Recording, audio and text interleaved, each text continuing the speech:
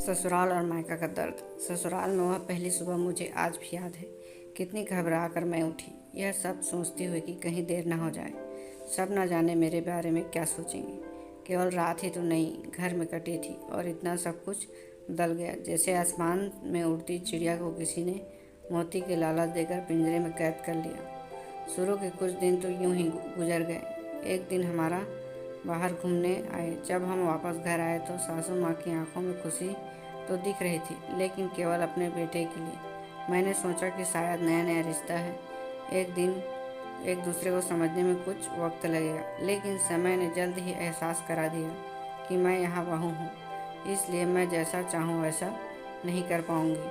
कुछ कायदा और मर्यादा है जिसको मुझे पालन करना होगा, जैसे कि धीरे धीरे बात करना, धीरे से हंसना, सबके खाना खाने के बाद खाना खाना।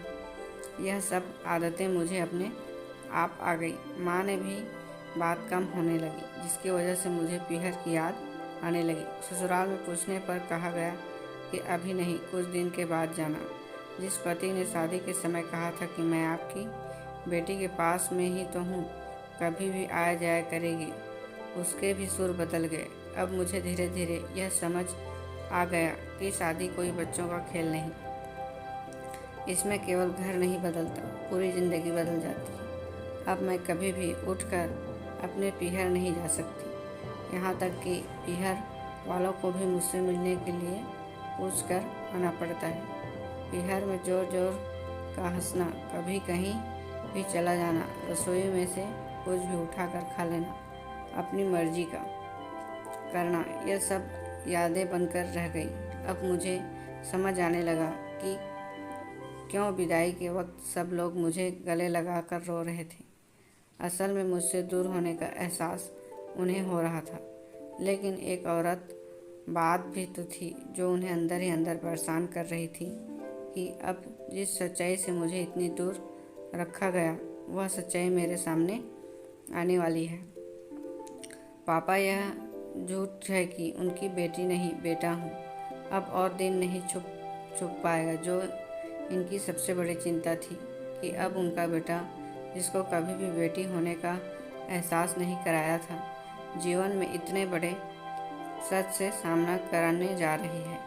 वही माँ को भी चिंता सता रही थी कि उनकी बेटी अभी तक कोई एक काम भी नहीं किया करती थी, अब वह पूरे परिवार की जिम्मेदारी कैसे उठाएगी। सभी लोग मेरे इस विदाई और पराए होने का दर्द जान रहे थे, सिवाय मेरे, इसलिए सभी लोग रो रहे थे।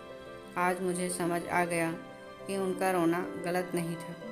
यह हमारे समाज का नियम ही है कि एक बार डोली उठी, विदा हो गई तो वह उस घर के लिए केवल मेहमान ही बन जाती है, फिर कोई चाहे कितना क्यों ना कह ले, यह घर आज भी उसी का है।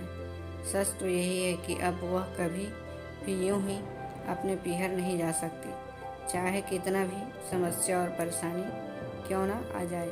मुझे ही हल करना है, हंसते हुए या गम छुपाते हुए।